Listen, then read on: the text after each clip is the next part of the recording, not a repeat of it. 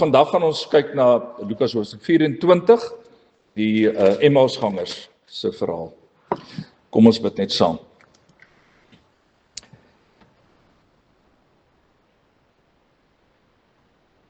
Here, ons sê vir U dankie vir hierdie geleentheid, hierdie pragtige dag wat ons ook hier kan saam wees. Here, dankie dat ons regtig as broers en susters in die Here hier by mekaar kan wees.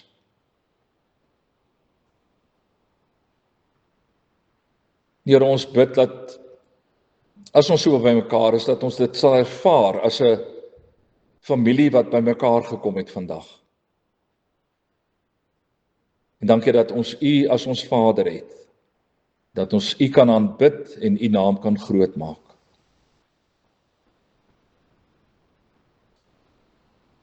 Here, ons is hier om U woord oop te maak, dit te lees, maar ons wil graag hê, Here, dat dit meer as net dit sal wees. Dat ons vandag in hierdie erediens 'n ontmoeting met U sal hê, op 'n baie besondere manier.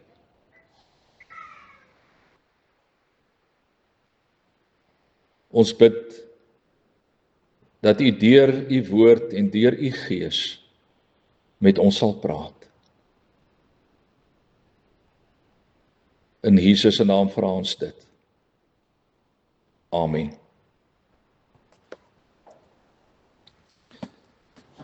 Lukas 24 vanaf vers 13. Op dieselfde dag was 2 van hulle op pad na 'n dorpie met die naam Emmaus, 12 kilometer van Jerusalem af. Hulle was in gesprek met mekaar oor al hierdie dinge wat gebeur het. Terwyl hulle so gesels en gedagtes wissel, het Jesus self nader gekom en met hulle saamgeloop, maar hulle oë is verhinder om hom te herken. Hy vra hulle toe: "Wat is dit wat julle so ernstig met mekaar loop en bespreek?" Met somber gesigte gaan hulle staan en een van hulle met die naam Kleopas antwoord hom: "Is u dan die enigste vreemdeling in Jerusalem dat u nie weet van die dinge wat in die afgelope dae daar gebeur het nie?" Hy vra vir hulle: "Watter dinge?" Hulle antwoord hom: "Die dinge in verband met Jesus van Nasaret, 'n profeet wat magtig was in woord en daad voor God en die hele volk, en hoe ons priesterhoofde en die lede van ons raad hom oorgelewer het om ter dood veroordeel te word en hom gekruisig het. Ons het so gehoop dat dit hy is wat Israel sou verlos. Maar boonop is dit vandag al die 3de dag vandat die dinge gebeur het. En nou het 'n paar vroue uit ons kring ons ook nog ontstel. Hulle was vanmôre vroeg by die graf en kon sy liggaam nie kry nie. Hulle het kom vertel dat hulle 'n verskyning gesien het van die engele wat gesê het hy lewe. Sommige van ons mense het ook na die graf toe gegaan en dit net so gekry soos die vroue gesê het, maar hom het hulle nie gesien nie." Toe sê hy vir hulle: "Wat 'n gebrek aan begrip en wat 'n traagheid van gees. Glo julle dan nie al die dinge wat die profete gesê het nie? Moes die Christus nie hierdie dinge ly om in sy heerlikheid in te gaan nie?" Daarna het hy by Moses en al die profete begin en al die skrifuitsprake wat op hom betrekking het, vir hulle uitgelê. Toe hulle by die dorpie aankom waarheen hulle op pad was, het hy gemaak of hy verder wou gaan. Hulle het egter by hom aangedring en gesê: "Bly by ons, want dit is amper aand en die dag is al verby." Toe het hy ingegaan om by hulle oor te bly. Terwyl hy saam met hulle aan tafel was, neem hy die brood, vra die seën en breek dit en gee dit vir hulle. Toe gaan hulle oë oop en hulle het hom herken, maar hy het uit hulle gesig verdwyn. Hulle sê toe vir mekaar: "Het ons hart nie warm geword toe hy op die pad met ons gepraat en vir ons die skrif uitgelê het nie?" Hulle het dadelik opgestaan en na Jerusalem toe teruggegaan. Daar kry hulle die 11 en die ander mense bymekaar en die sê: "Die Here het regtig opgestaan en hy het aan Simon verskyn." Toe vertel hulle wat op die pad gebeur het en hoe hy aan hulle bekend geword het toe hy die brood gebreek het.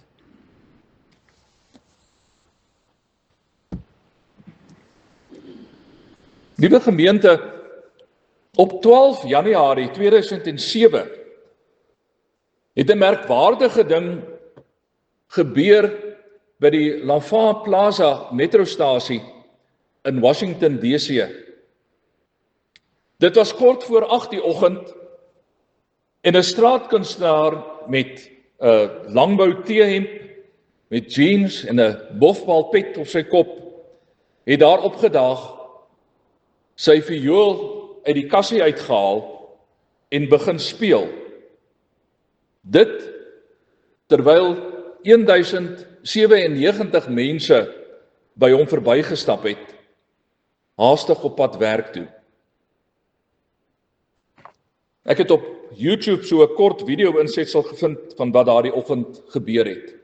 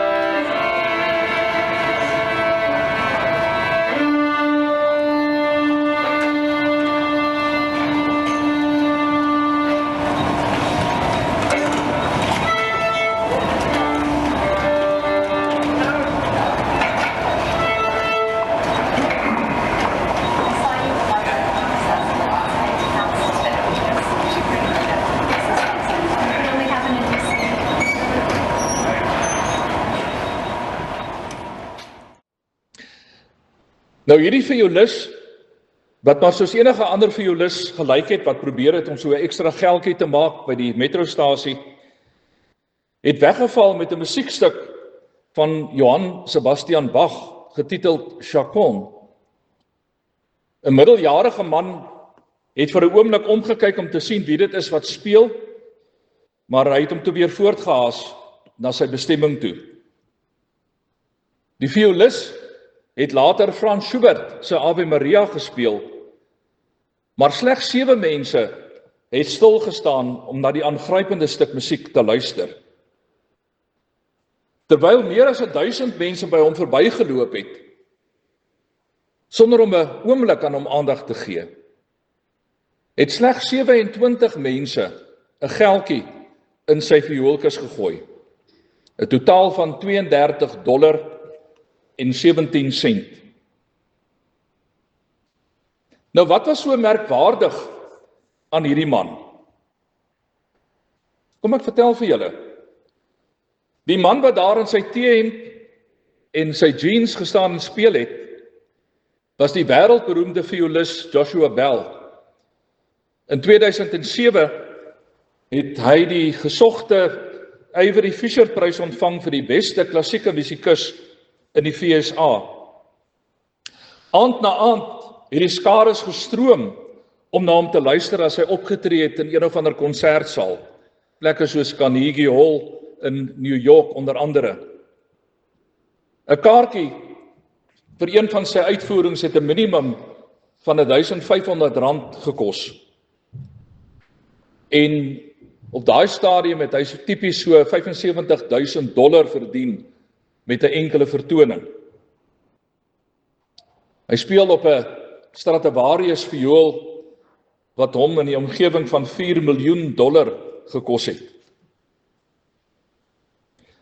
Een enkele persoon het vir 9 minute lank stil gestaan, aangegryp deur die geniale klank wat hierdie violis voortgebring het, maar wat nooit besef het dat hy besig is om te luister na een van die wêreld se beste violiste nie. Slegs een persoon, ene Stacy Furukawa, het vir Joshua Bell herken en verstom dat mense eenvoudig by hierdie maestro kon verbystap, het sy agterna opgemerk, "What kind of city do I live in that this could happen?" En die antwoord is eintlik eenvoudig. Joshua Bell is misgekyk, omdat hy uit plek uit was. As hy in die Carnegie Hall gespeel het, of as hy in die Royal Albert Hall in Londen gespeel het, of in enige van die ander groot konsertsale in die wêreld, sou die skares hom toegejuig het. Maar toe hy daar by 'n metrostasie in Washington incognito opgetree het, het slegs een persoon hom herken. En broer en suster, hierdie verhaal het my laat wonder, hoeveel keer ek in my lewe dalk by Christus verbygeloop het, sonder om hom te herken. Want Jesus, en so sien ons maar in sy lewensverhaal, is nie geneig om daar te wees waar ons verwag om hom te kry nie. Trouwens, as Jesus 'n violis was, dan sou ons hom eerder in 'n vuil metrostasie gekry het, as wat ons hom in die groot konsertsale van die wêreld sou gevind het.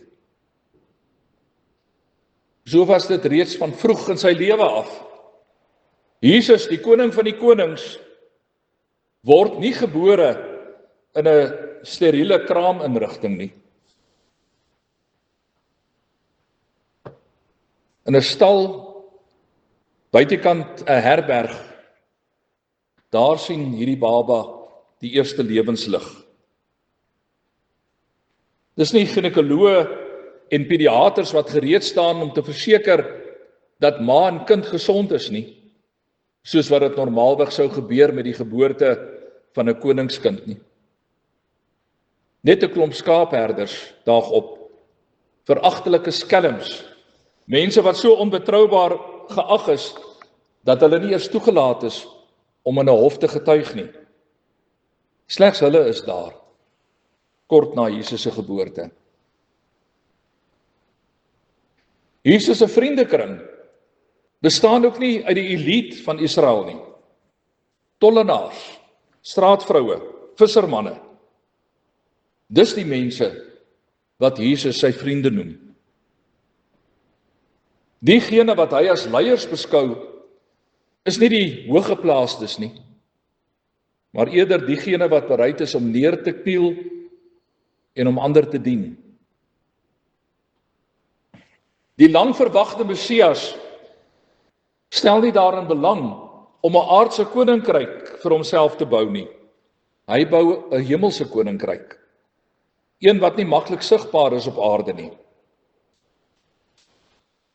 Geen wonder dat hy so dikwels nie herken is hier op aarde nie.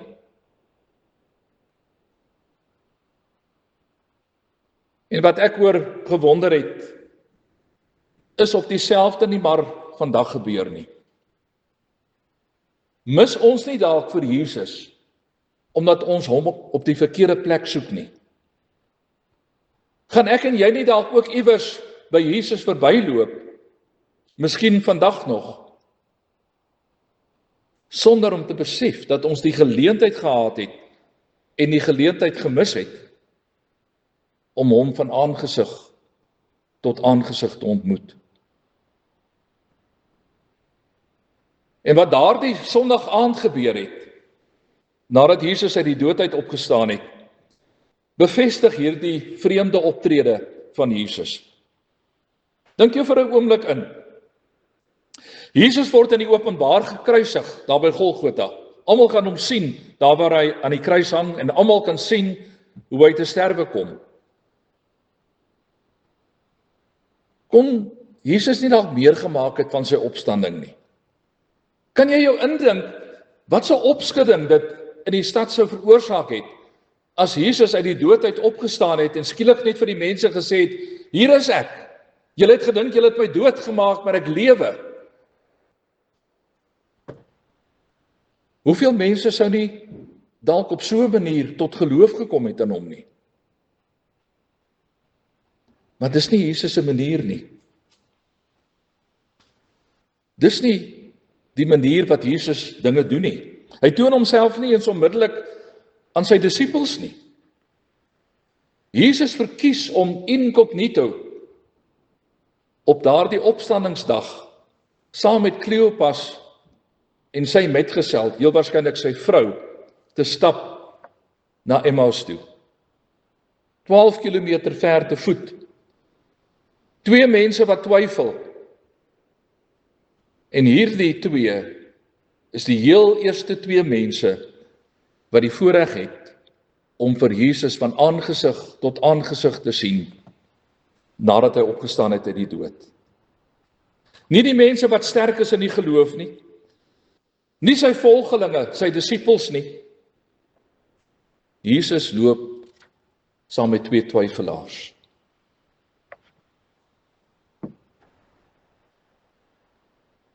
Geliefdes, miskien voel jy vandag so bietjie soos Kleopas, om een of ander rede.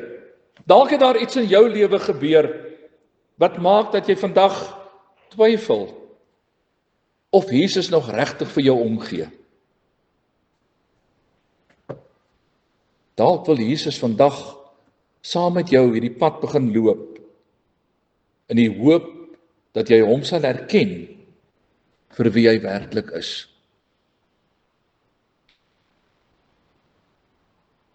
Skynbaar was Kleopas en sy vrou getuies van Jesus se kruisiging. Hulle was baie moontlik selfs vroeër volgelinge van Jesus gewees. Maar iets het gebeur. Die kruisiging van Jesus het gemaak dat hulle van hulle geloof ontneem is.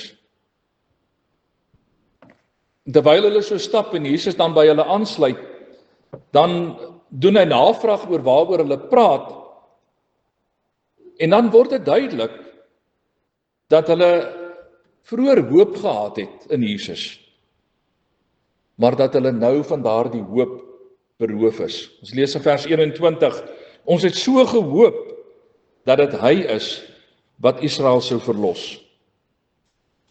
En hulle praat nog steeds oor Jesus, hulle dink na oor Jesus, en hulle dink na oor die betekenis van wat gebeur het daar in Jerusalem. Hulle deel selfs hulle gedagtes met hierdie vreemdeling wat saam met hulle op pad is, terwyl hulle stap na Emmaus toe. Maar die harde realiteit kan nie ontken word nie. Jesus is dood. En omdat Jesus dood is, het hulle hoop verloor.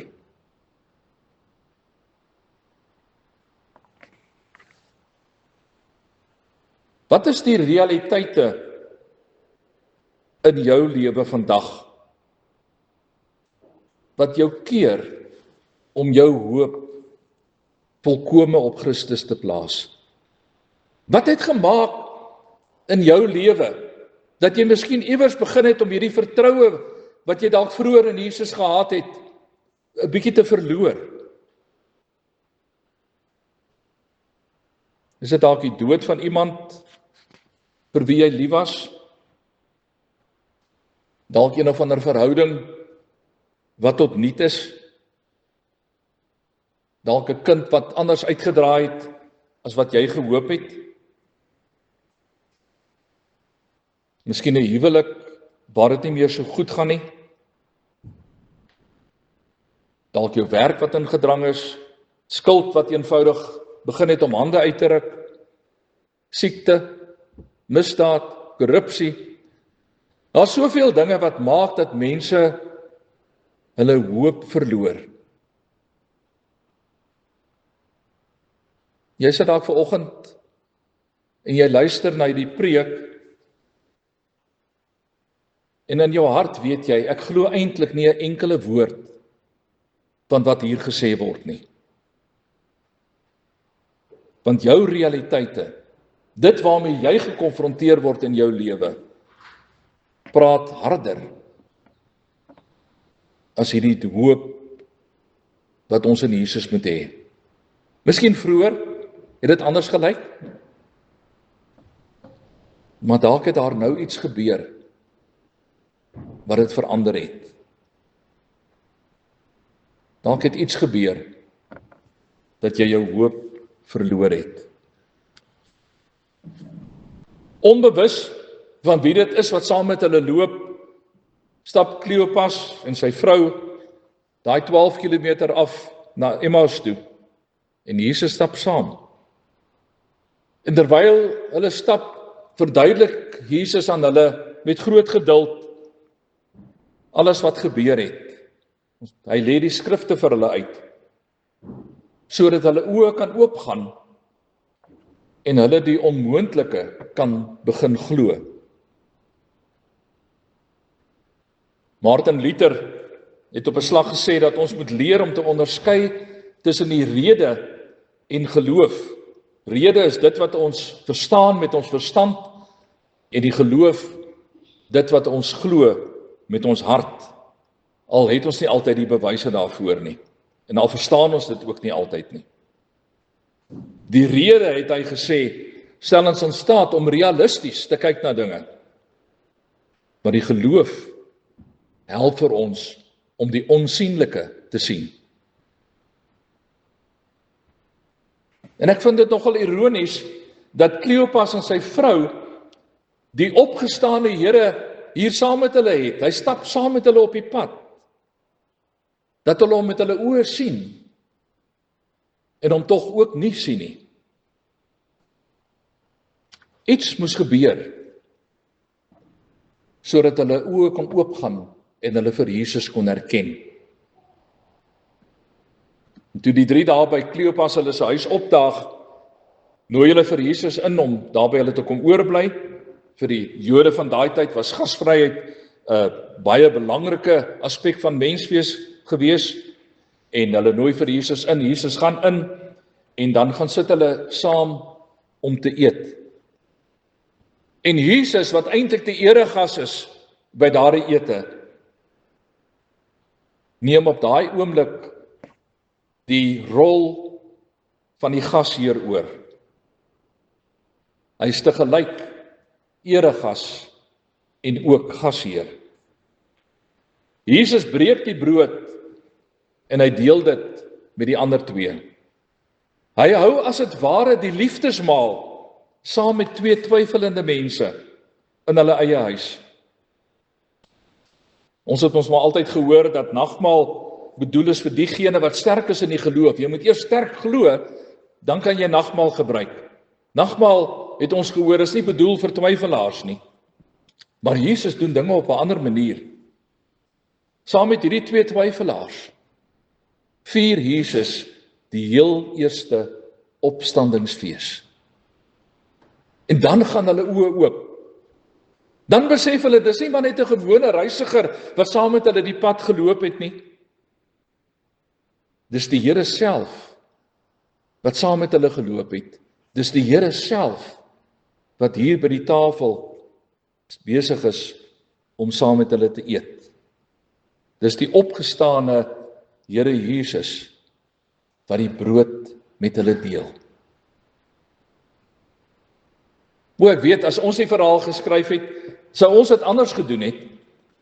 Ons het dalk nog steeds toegelaat het dat Jesus saam met hierdie 2 mense loop, dat hy die skrifte aan hulle uitlê, en uiteindelik, so sou ons verhaal verloop het, sou hulle verstaan het en hulle sou tot geloof gekom het, hulle sou tot 'n innige geloof in Jesus Christus gekom het, en dan daarna, dan sou Jesus gesê het, maar kom ons vier dit, kom ons breek brood, en ons deel dit met mekaar. Maar geliefdes, Jesus doen dit anders. Dis juis as hy deurboorde hande daardie stuk brood breek voor hulle oë, wanneer hulle as dit ware nagmaal hou in daardie huis, dat hulle oë oopgaan en hulle vir Jesus herken.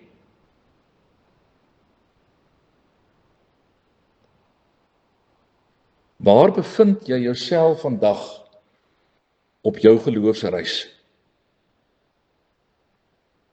Dalk het jy ook op 'n stadium geglo en vind jy nou dat jou geloof nie meer so sterk is soos wat dit vroeër was nie.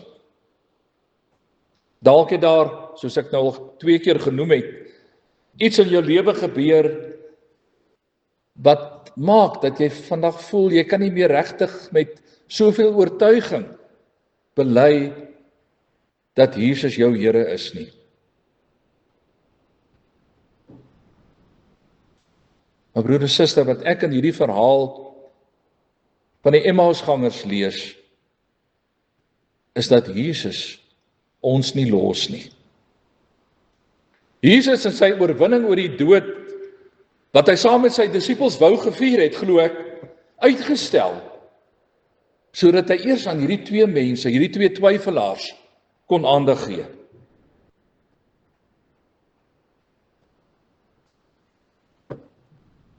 Hierdie 2 mense wat moedeloos was, omdat Jesus so het hulle gedink gesterf het. Hy op wie hulle hoop geplaas het, dood is. Hulle is moedeloos. Want op daai oomblik was hulle nog nie in staat om die onsienlike te sien nie. En die Here gaan waarskynlik nie op dieselfde manier homself aan ons bekend maak soos wat hy met Kleopas en sy vrou gemaak het nie. Maar dit weet ek.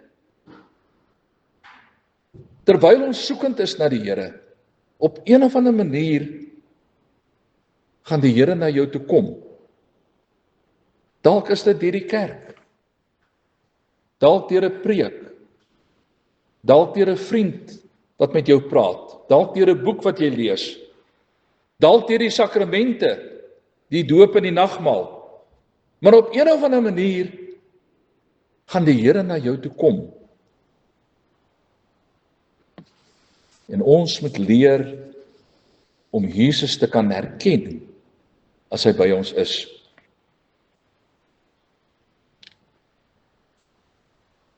Terwyl Joshua Bell daardie oggend in die Lanfaan Plaza viool gespeel het 'n man met die naam van John Picarello gestaan en luister. Vir 'n volle 9 minute lank het hy geluister na die pragtige musiek. Agterna het 'n joernalis van die Washington Post met hom gaan praat en vir hom gevra of daar enige iets spesiaals daardie dag in sy lewe gebeur het.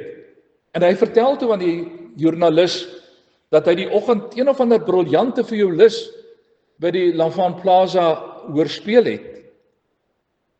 En die joernalis sê so half nonchalant, maar baie musici speel daar. Ja, sê die man, maar glad nie soos hierdie persoon nie.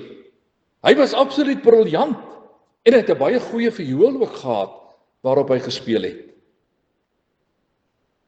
Picarello was aangegryp deur die musiek en hy het 'n hele $5 in Joshua Bell se vioolkussie gegooi en toe verder gegaan. Hy het nooit vir Joshua Bell herken nie. Moet ons nie begin bid dat ons oë sal oopgaan om vir Jesus raak te sien nie. Hy gaan nie noodwendig wees waar jy verwag om hom te kry nie. Inteendeel, Jesus gaan heel waarskynlik incognito aan jou verskyn. Maar ons moet gereed wees om vir Jesus op onverwagte plekke te ontmoet en deur onverwagte mense. Verwag hom in die liggaam van iemand wat jy nog nooit sou gedink het Jesus sou verteenwoordig nie. Verwag hom in die klere van mense met wie hy dalk nie so maklik sou wou assosieer nie. Maar gaan bid dat jou oë in staat sal wees om die onsigbare te sien as Jesus na jou toe kom. En toe hulle oë oopgaan, kon niks vir Kleopas en sy vrou keer nie. Dis al aand. Die pad is gevaarlik. Daar struikrowers wat op daardie pad juis wag dat mense wat daar verbykom, wat dwaas genoeg is om in die nag te reis, beroof kan word. Maar Kleopas en sy vrou kan die nuus nie vir hulle self hou nie. En daarom stap hulle die 12 kilometer weer terug na Jerusalem toe, om vir die ander disippels te gaan vertel, Jesus het opgestaan, Jesus lewe. Sou die disippels hulle glo? Het hulle waarskynlik by hulle self gewonder? Dalk nie. Immers, watter bewyse het hulle dat hulle boodskap die waarheid is? Jesus is nie meer by hulle nie, hy's weg van hulle af. Al wat hulle het, is die wete dat hulle harte brandend geword het in die teenwoordigheid van die lewende Here. Maar geliefdes, per slot van sake, wat meer is nodig as om te weet dat Jesus my hart brandend gemaak het toe ek hom raak geloop het.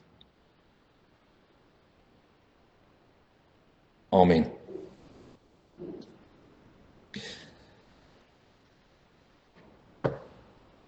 Here, hoeveel keer het ons nie al by U verbygeloop nie?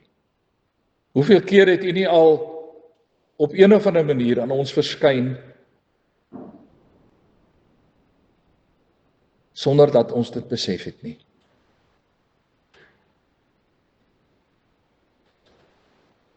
Here, ons bid dat U ons oë sal oopmaak om vir U te kan raak sien. Dalk is dit deur 'n persoon wat ons nog nooit gedink het U kan verteenwoordig nie. Maar U het vir ons geleer om in ander mense vir U raak te sien. Dalk is dit iemand met wie ons nie gemaklik oor die weg sou kom nie. Maar maak ons oë oop. Gee vir ons geestelike oë om vir U te kan raak sien, terwyl ons op ons geloofsreis en ons lewensreis op pad is.